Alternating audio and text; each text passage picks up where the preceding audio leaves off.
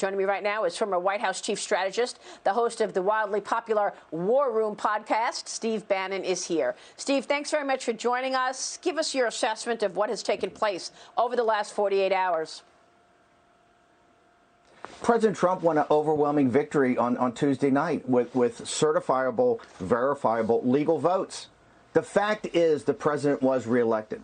And the president, you know, the Roman Republic had a saying, fortune favors boldness. It's now time to be bold, and that's why you see people like Rick Grinnell, Dave Bossie, Corey Lewandowski, Sidney Powell, Rudy Giuliani involved in this process.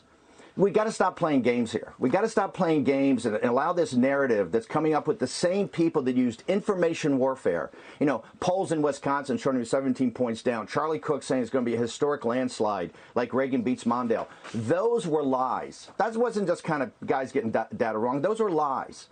That part of the media apparatus and social media that keeps trying to take President Trump down, we've talked about this for months on your show. That's all a lie. That's all a mirage. The fact is Donald Trump won an overwhelming victory, and you see that in the Senate. You see that in the House. You see it in the state legislatures, all down ticket. He won an overwhelming victory.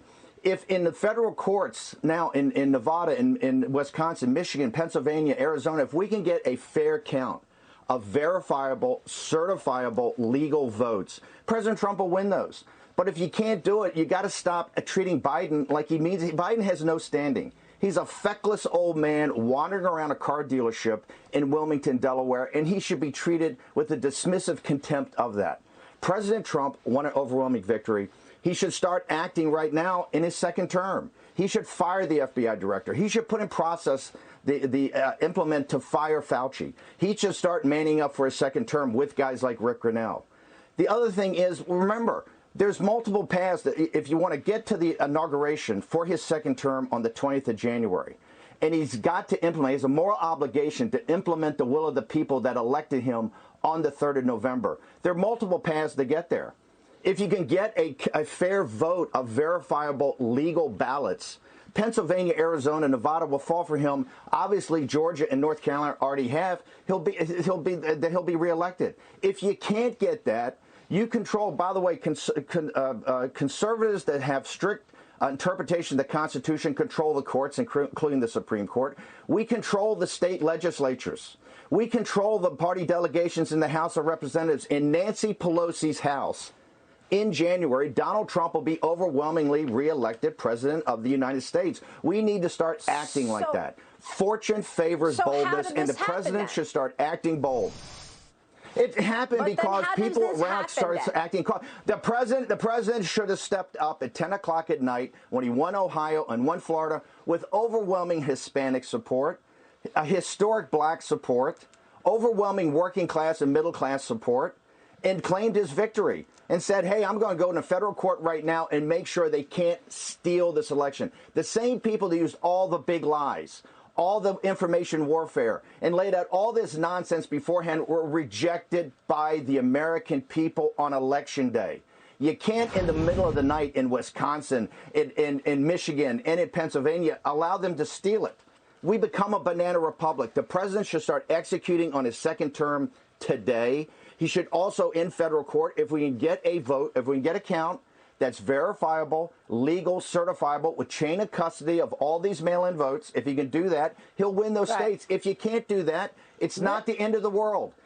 We control the state legislatures, we control the courts, and most importantly, Nancy Pelosi went out of her way to flip these delegations.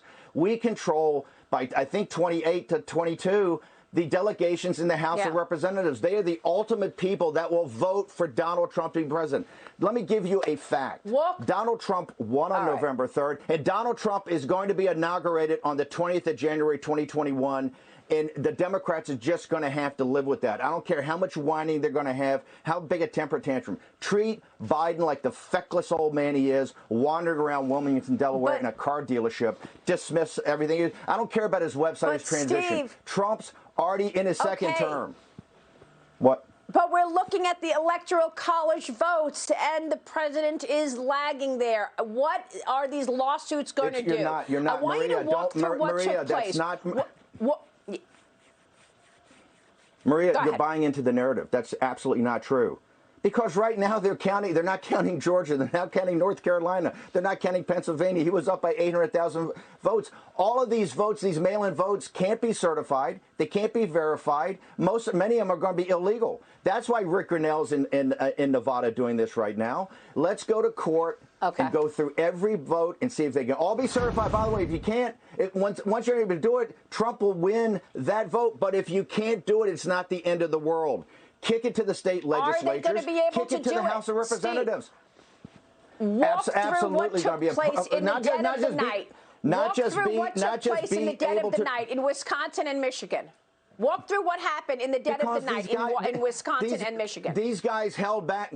Remember, when the president got up there at 2:30, people thought at the night it was going to stop counting. These people held back uncertifiable, unverifiable mail-in votes and dumped them in the middle of the night. So you went to bed, the nation went to bed thinking Donald Trump won an overwhelming victory. The people, the working class people that voted for him, they woke up in the morning and said in the dead of the night in Michigan and in Wisconsin and now in Pennsylvania, they're stealing it. They're not going to sit there and accept that. The president has a moral obligation to implement the will of the people that voted on November 3rd, okay?